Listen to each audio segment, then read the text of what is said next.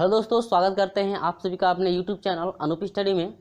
आज हम लोग शुरू करेंगे जो है कि मॉडल पेपर आपका चलेगा जो कि आपका सन 2016 का है।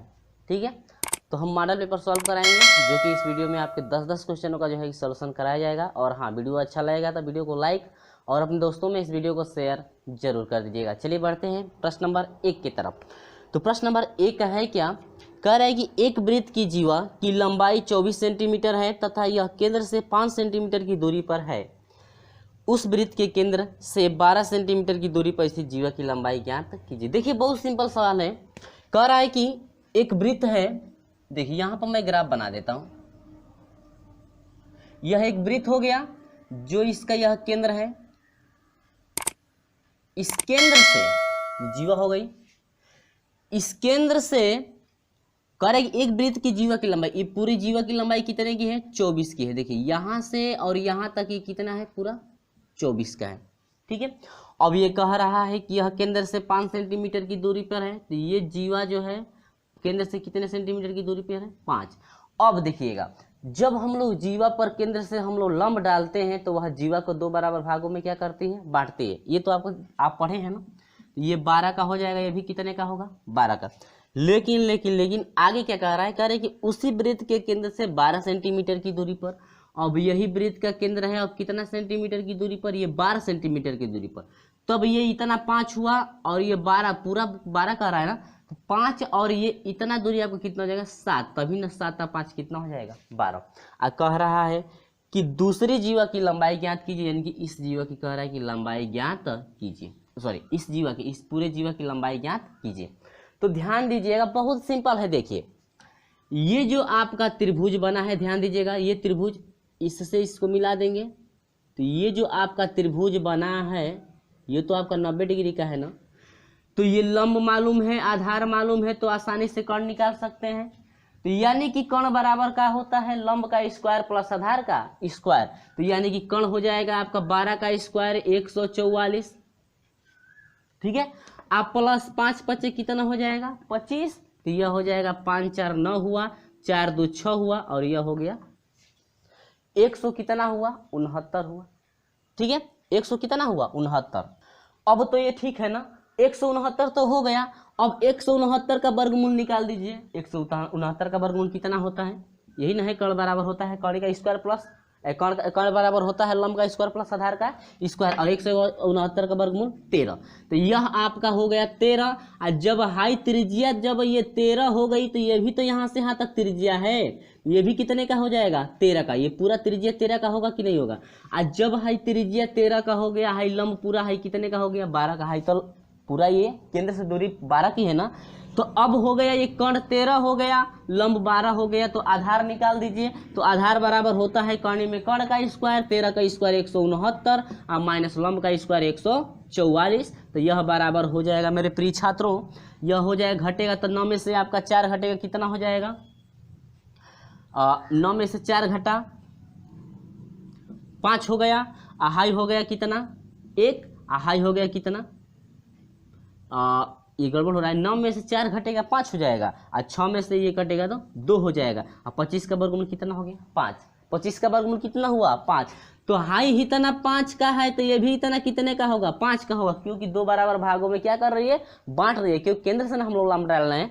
तो हाई 5 कितने का हो गया, 10 का हो गया। तो यानी कि जो है कि 12 सेंटीमीटर की दूरी पर जो दूसरी जीवा है आपकी हो जाएगी कितना सेंटीमीटर की, 10 सेंटीमीटर की। यानी कि क्वेश्चन नंबर जो है पहले का आपका ऑप्शन कौन सा करेक्ट होगा, बी करेक्ट हो जाएगा, 10 सेंटीमीटर। ये आपका आंसर करेक्ट है। बहुत अच्छी तरह से आपको समझ में आ गया होगा ना। चलिए बढ़ते हैं हम लोग दूसरे नंबर की तरफ। दूसरा नंबर क्या कह रहा है, ध्यान दीजिएगा, कह रहा है कि एक रेखा का समीकरण आपका दे रखा है। बहुत सिंपल सवाल। चलिए कह रहा है, क्या कह रहा है, क्वेश्चन आपको दिख रहा होगा, कह रहा है कि एक रेखा का समीकरण दिया है, इसको भी मैं हटा देता हूं, ठीक ना।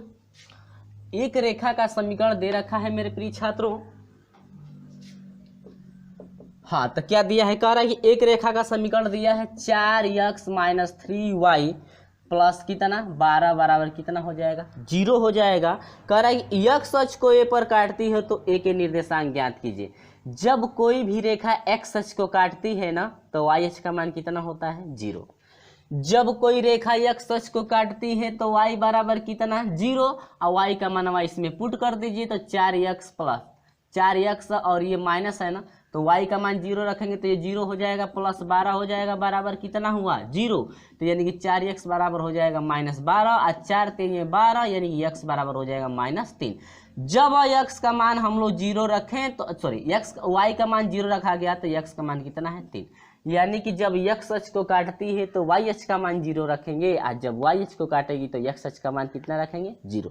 तो मेरे प्रिय छात्रों आपका बिंदु मिल गया, ऑप्शन नंबर सी करेक्ट मिल रहा है, यह रहा का आंसर। समझ में तो आया दो क्वेश्चनों का सलूशन ना। अब चलिए हम लोग आगे बढ़ते हैं। तो अगला कह रहा है क्या, तीसरा नंबर क्या क्वेश्चन है, बहुत ही सिंपल है। देखिए तीसरा नंबर आपको जो है कि स्क्रीन पे दिख भी रहा होगा कि तीसरा नंबर जो है प्रश्न क्या कह रहा है।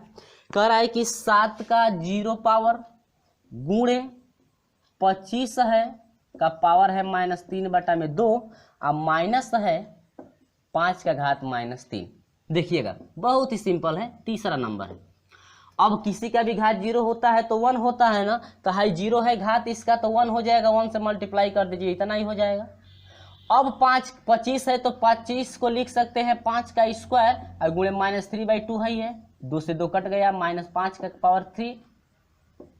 अब ये देखिएगा 5 का पावर -3 -5 का पावर -3 दोनों सेम है लेकिन प्लस माइनस में है, यह कट करके कितना हो जाएगा 0 हो गया। समझ में आया ना। चलिए यानी कि आपका ऑप्शन नंबर कौन सा करेक्ट है, ऑप्शन नंबर तीसरे का डी करेक्ट है। ऑप्शन नंबर क्या करेक्ट है, डी। बहुत ही अच्छी तरह से ये आपको समझ में आ गया होगा, ठीक है। तो चलिए ये तो समझ में आया ना। अब आगे बढ़ते हैं 4 नंबर पे। अगला बढ़िएगा भाई, 4 नंबर देखिएगा। अगला है कितना नंबर, 4 नंबर। तो यहां पर समझिएगा 4 नंबर में क्या कह रहा है। कह रहा है कि दो रेखाएं जिनके समीकरण आपके दिए गए, दो रेखाओं का समीकरण दिया गया है। कह रहा है कि पहली रेखा है 3x - 2y बराबर कितना है 5 है, और दूसरा समीकरण दिया है क्या मेरे भाई, आपका दिया है 2x + ky आप प्लस कितना 7 बराबर कितना है 0। और कह रहा है कि एक दूसरे के लंबवत हैं, और दो समीकरण दिए हो ना, तो एक दूसरे के लंबवत कब होता है, जब आपका m1 और गुणे m2 का मान -1 के बराबर होता है तो वह क्या होते हैं, लंबवत होते हैं। और लंबवत दे रखा है तो यानी कि m1 और m2 का गुणा करेंगे तो ले लेंगे कितने के बराबर, -1 के बराबर। चलिए बहुत ही सिंपल है। अब जरा इसको इधर भेज दीजिए तो यह हो जाएगा 3x - 2y - 5 बराबर क्या होता है 0। अब देखिएगा m बराबर होता है ना, प्रवणता चाहिए ना, तो प्रवणता m बराबर क्या होता है, होता है फार्मूला पहले मैं लिख देता हूं, -x का गुणांक, -x का गुणांक बटा में आपका होता है y का क्या गुणांक। ये आपका फार्मूला है, बस इसी पर रख दीजिए।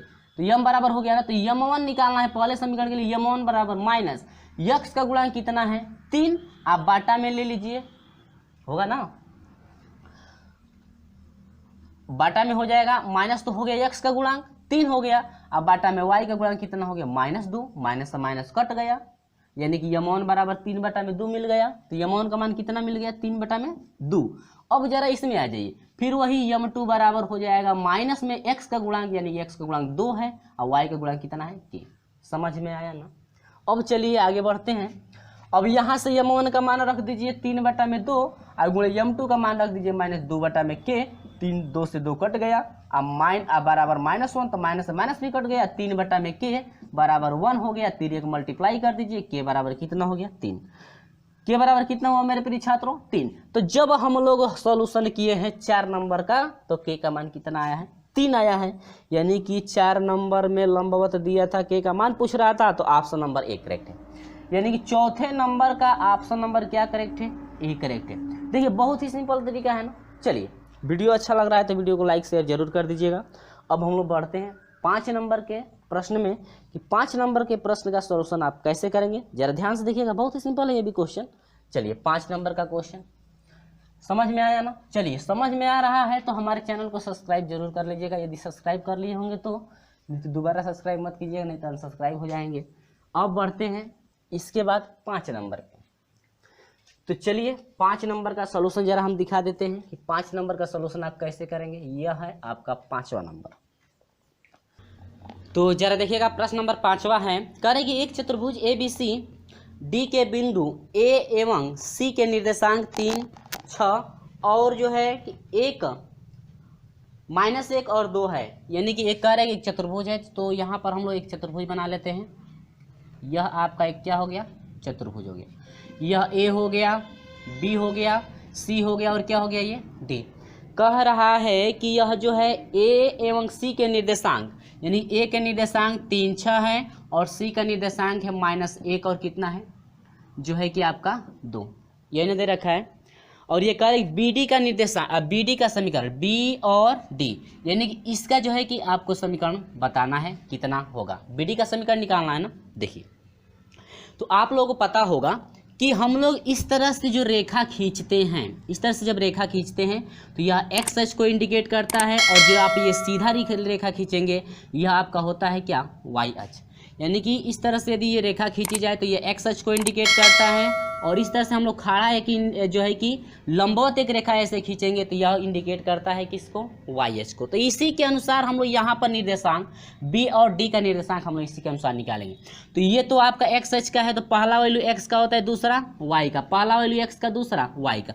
जब हम लोग इस बिंदु से लेते हैं तो ये आपका एक्स अक्ष है ना, तो एक्स अक्ष पे कितना है, 3 है, तो यह पूरा 3 हो जाएगा यहाँ से यहाँ तक, ठीक है पूरा। अब वाई अक्ष पे 6, तो ये पूरा वाई अक्ष है ना, सीधा लंबवतीय है, तो ये आपको वाई अक्ष का कितना है, 6। अब यहाँ पर जरा देखिए, ये जो आपकी लंबवत रेखा है यह एक्स वाई अक्ष की है, तो वाई अक्ष पे कितना है, इस बिंदु से 2 का है ये, और इस बिंदु से यह जो है एक्स का, यानी कि ये एक्स अक्ष है, तो ये आपका कितने का है, -1 का। अब हम लोग निकालेंगे बी का निर्देशांक। देख लिए एक्स अक्ष पे 3 और वाई अक्ष का कितना है, 2, कन्फर्म है। ये आपका डी का निर्देशांक हो जाएगा एक्स अक्ष, यानी ये वाला एक्स अक्ष है तो यह हो जाएगा -1 हो जाएगा, और ये आपकी जो है यह वाई अक्ष का है ना, तो ये हो जाएगा 6। इस तरह से, यानी इस टाइप का कोई भी क्वेश्चन हो तो आप इस तरह से जो है कि एक्स वाई का मान रख करके जो है कि बिंदु हम लोग निकाल लेंगे।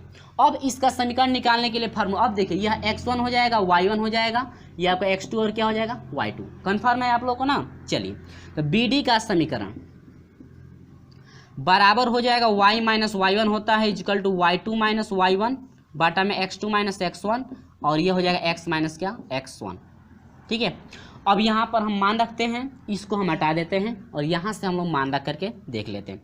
चलिए मान यहाँ पर रखता हूँ, y - y1 का मान बोलिए 2 है, तो यहाँ पर हो गया 2 बराबर y2 - y1। देखिए y2 - y1 कीजिए, y2 6 है, y1 2, तो y2 यानी कि 6 में से 2 घटेगा कितना हो जाएगा, 4 बाटा में ले लीजिए, कन्फर्म है। y2 अब -y1 हो गया। अब देखिए x2 - x1, तो x2 कितना है, -1 है, देखिए x2 है ना, x2 है -1, अब माइनस x1 कितना है, 3, और 3 और 1 कितना हो जाएगा, 4, -4 होगा ना, तो ये आपका हो जाएगा -4, एक 4 से 4 कट गया, यानी x माइनस x1 का वैल्यू कितना है, 3, कन्फर्म है ना। ये हो जाएगा y - 2 और मल्टीप्लाई, यानी कि हो जाएगा -1 x - 3। अब ये हो जाएगा मेरे प्रिय छात्रों y - 2 इक्वल टू -x + 3, इसको x को इधर कर दिया, यानी कि y + x बराबर हो जाएगा 3 + 2, इधर जाएगा तो प्लस होगा, 3 2 कितना हो जाएगा, 5, यानी कि y + x बराबर कितना हो जाएगा, 5। ये रहा आपका क्या, समीकरण। और हम लोग मेरे प्रिय छात्रों, हम लोग ऑप्शन की बात कर ले तो x + y दिया है, क्या इसको ऐसे लिख सकते हैं सजा करके, x + y बराबर कितना, 5। और हम लोग ऑप्शन की बात करें तो ऑप्शन नंबर डी आपका करेक्ट है, ठीक है। तो चलिए देखते हैं 6वां नंबर का क्वेश्चन। तो प्रश्न नंबर 6 है, कह रहा है कि cosec a minus sine a sec a minus cosec tan a plus cot a का मान है। आपका जो 4 ऑप्शन दिया गया है, बस बहुत सिंपल है, कुछ नहीं करना है, बस चेंज करके हल कर दीजिए, तुरंत आंसर फाइंड हो जाएगा। कोसेक को लिख सकते हैं 1/, कितना साइन a होगा कि नहीं होगा, अब माइनस क्या हो जाएगा, साइन a, ठीक है ना। अब ये सेक को लिख सकते हैं 1/, कितना कॉस a, अब माइनस कितना कॉस a।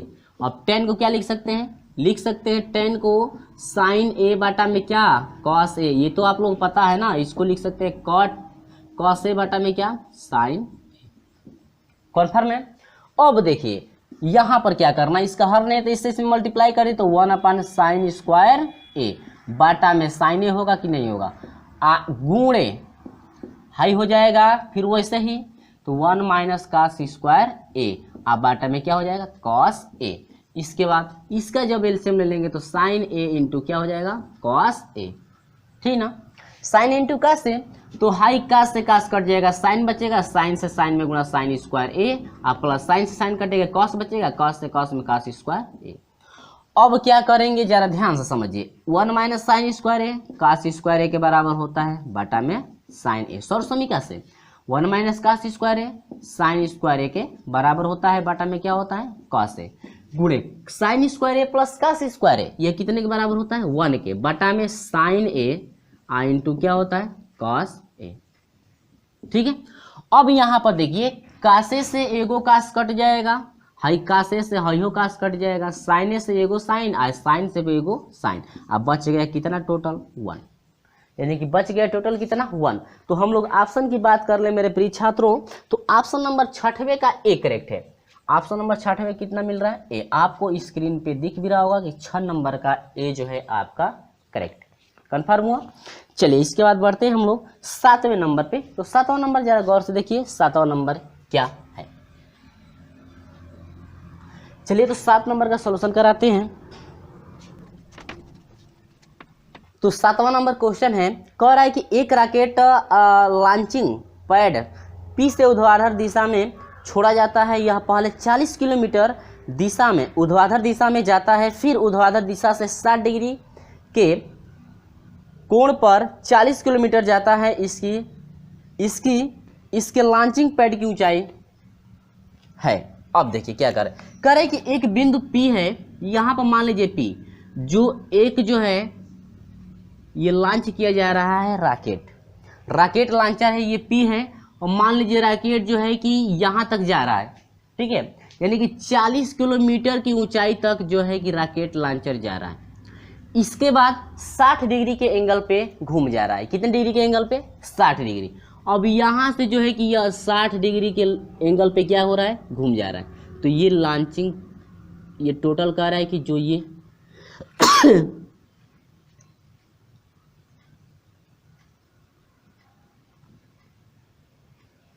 इस लॉन्चिंग पैड की जो ऊंचाई है यही आपसे पूछ रहा है कितना होगा। अब ये ऊर्ध्वाधर कितने डिग्री में 60 डिग्री में घुमा है ना, और ये कितना चला है 40 किलोमीटर। बहुत सिंपल है, ग्राफ समझ लीजिए, इसके बाद तुरंत हम लोग फाइंड कर लेंगे। देखिए फिर एक रॉकेट लॉन्चिंग पैड P से ऊर्ध्वाधर दिशा में छोड़ा जाता है। यहाँ बिंदु P हम ले लिए हैं, ऊर्ध्वाधर दिशा में छोड़ा जाता है, 40 किलोमीटर ऊर्ध्वाधर दिशा में जाता है। ये 40 किलोमीटर एकदम ऊपर चला, ठीक है।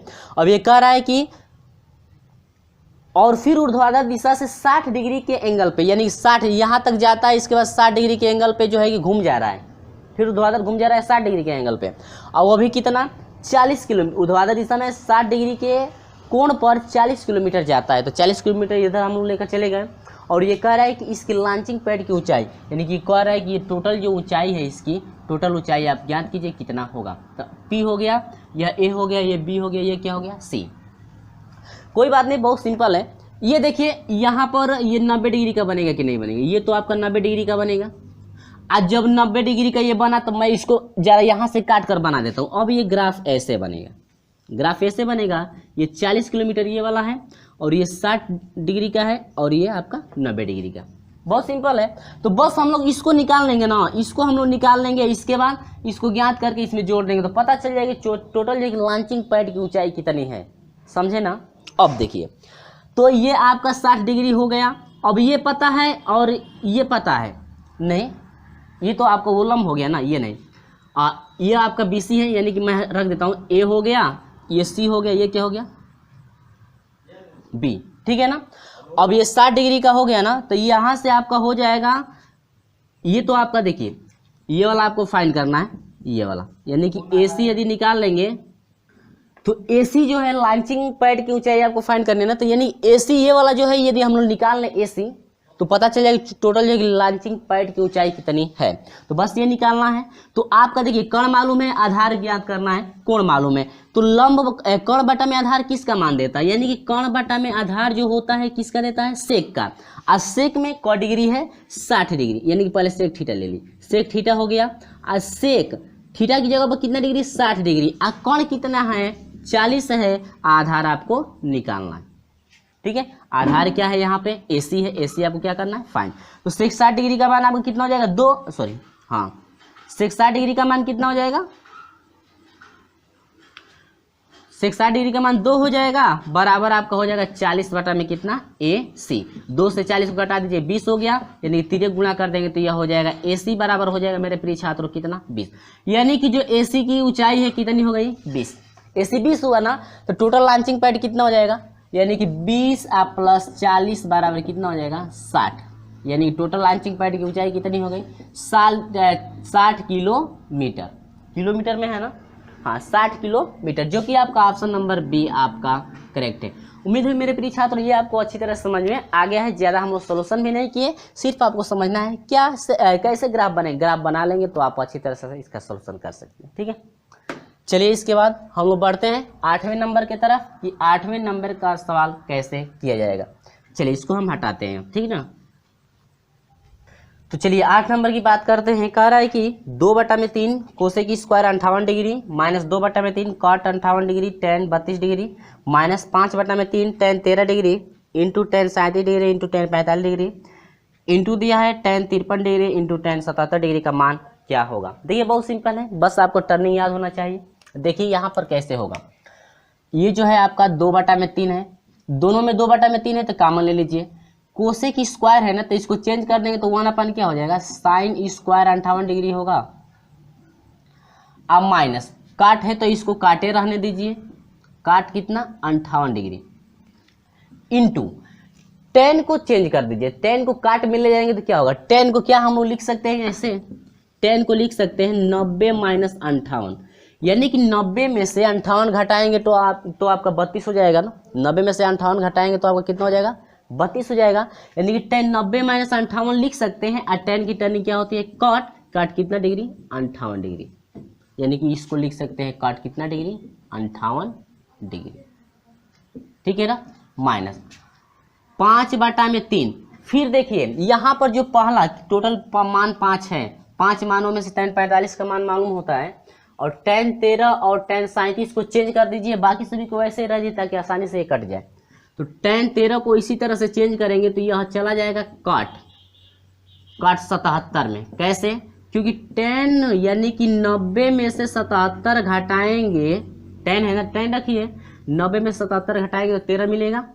फिर यहाँ पर आइए, इसको हम लोग तोड़ना चाहते हैं तो tan यानी कि हो जाएगा 90 माइनस कितना 53, 90 में से 53 घटेगा तो कितना हो जाएगा आपका 37 मिलेगा ना, इतना कम कन्फर्म है ना। अब देखिए क्या करना है, इसको भी जब लेंगे तो tan की टर्निंग क्या हो जाएगी, काट, ये 53 हो जाएगा, ये भी tan की टर्निंग क्या हो जाएगी, काट, ये कितना हो जाएगा 77, यानी कि ये काट 77 हो गया, ये काट कितना हो गया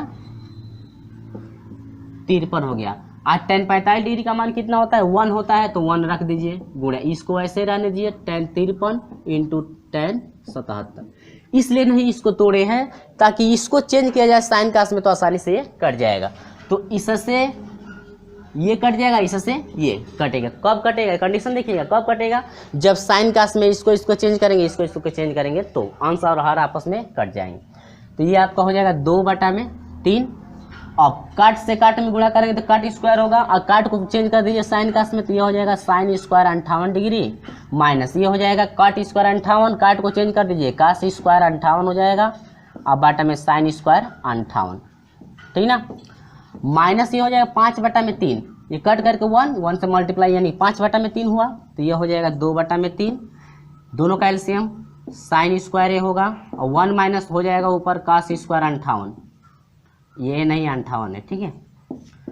अब माइनस 5/3, यह हो जाएगा 2/3, साइन 1 माइनस कास स्क्वायर है, साइन स्क्वायर 58 डिग्री होगा, अब बाटा में क्या हो जाएगा साइन स्क्वायर 58 डिग्री माइनस 5/में कितना 3, इससे ये कट गया, ये टोटल मान कितना बच गया आपका 2/3, अब -5 बटा में कितना 3, ये घटेगा तो कितना हो जाएगा 2 में से 5, दोनों का हर समान है तो 5 में से 2 घटेगा, -3 बटा में कितना हो जाएगा 3, 3 से 3 कट गया -1, यानी ये आपका ऑप्शन करेक्ट है। और हाँ, हम लोग ऑप्शन की बात कर लें तो 8 नंबर का ऑप्शन नंबर बी करेक्ट है। ऑप्शन नंबर क्या है, बी आपका करेक्ट। ठीक है, समझ में आ रहा होगा। चलिए 9 नंबर देखिएगा। 9 नंबर बहुत सिंपल है, देखिएगा ग्राफ खाली बना लेंगे ना तो आप जो फटाक से कर लेंगे। देखिए करे एक पहाड़ी का खंभे के धरातल से उन्नयन कोण, देखिए एक पहाड़ी है तो कभी भी पहाड़ जो होगा ना खंभे से ऊंचा होगा, तो ये आपका एक खंभा हो गया, ये आपका क्या हो गया खंभा, और ये आपका हो गया पहाड़ी। ठीक है ना, तो मान लेते हैं कि यह ए हो गया खंभा, यह बी हो गया पहाड़ी हो गई, यह सी, ये क्या हो गई डी। कह रहा है कि पहाड़ी एक पहाड़ी का खंभे के धरातल से उन्नयन कोण, खंभा का धरातल ये है ना, यहाँ से इसका उन्नयन कोण बन रहा है कितना डिग्री का 60 डिग्री का। ठीक है, ये उन्नयन कोण कितने डिग्री का है 60 डिग्री का। बहुत सिंपल सवाल है। और ये कह रहा है कि खंभे का पहाड़ी के धरातल से, फिर इस खंभे का जो है कि किससे पहाड़ी के धरातल से उन्नयन कोण कितने का है 30 डिग्री का। तो कह रहे खंभे की ऊंचाई 20, यदि कह रहे कि ये खंभे की जो ऊंचाई है यह 20 मीटर की है तो कह रहे पहाड़ी की ऊंचाई ज्ञात कीजिए। बहुत सिंपल है, बहुत ही सिंपल है। देखिए ये देखिए ये मालूम है ना, तो हम लोग को हर हाल में आधार निकालना है, पहाड़ी की ऊंचाई निकालना है। तो इस त्रिभुज से हम लोग जो है कि लंब बटा में आधार कर दें। ध्यान दीजिएगा ABC इस त्रिभुज में आई देखेंगे तो ये 30 डिग्री है, ये लंब का काम करेगा, ये आधार का। तो यहाँ से हो जाएगा लंब बटा में आधार, जो कि लंब क्या है आपका लंब AB है, आधार क्या है आपका AC है। यह किसका वैल्यू देता है 10, और 10 कितना डिग्री है 30 डिग्री। ठीक है, यानी कि 10 30 डिग्री आपका हो जाएगा। AB कितने का है 20 का है, आप बाटा में AC कितने का है आपसे पूछ रहा है ना, यानी कि AC पूछ रहा है। और 10 30 डिग्री का मान कितना होता है 1 बटा करनी में 3 बराबर 20 बटा में कितना AC हो जाएगा, गुणा कर दीजिए, यानी AC बराबर हो जाएगा 20 करनी में 3। ये तो समझ में आ रहा होगा। AC हो गया ये 20 करनी में कितना 3 हो गया ना।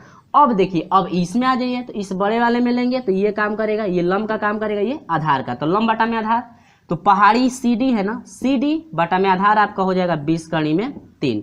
और 10 कितना डिग्री 60 डिग्री, तो यहाँ पर 10 60 डिग्री कर दीजिए। और 10 60 डिग्री का मान कितना हो जाएगा करनी में 3 बटा में CD, यानी कि पहाड़ी बटा में 20 करनी में 3। यहाँ से 3 मल्टीप्लाई कर दीजिए तो यह हो जाएगा CD बराबर हो जाएगा करनी में 3 से करनी में 3 में 3 हो गया, 3 दूनी के 6, यानी कि सीट जो है कि CD बराबर कितना 60 मीटर। यानी कि जो पहाड़ी की ऊंचाई होगी आपकी इतना मीटर की 60 मीटर की होगी। ये सिंपल रहा, ये समझाए हैं तो इतना लिखना पड़ रहा है, लेकिन आप मुझबानी हल कर लेंगे तुरंत मान याद रहेगा। तो यानी पहाड़ी की ऊंचाई कितने मीटर हो गया 60 मीटर का।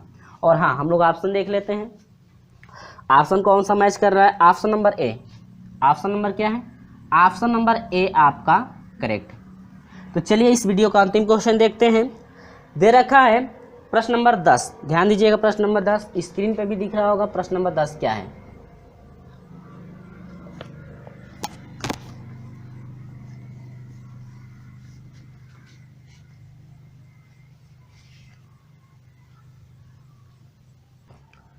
तो 10 नंबर करें यदि A बराबर, देखिएगा बहुत सिंपल क्वेश्चन है, कोण A बराबर आपका 30 डिग्री है।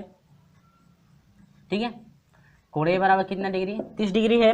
कह रहा है कि sec square A minus tan square A का मान ज्ञात कीजिए। ठीक है, तो सेक A की जगह पर 30 डिग्री रखेंगे, पहले मैं रख देता हूँ, ठीक है, आप डायरेक्ट भी कर सकते हैं, माइनस tan स्क्वायर 30 डिग्री।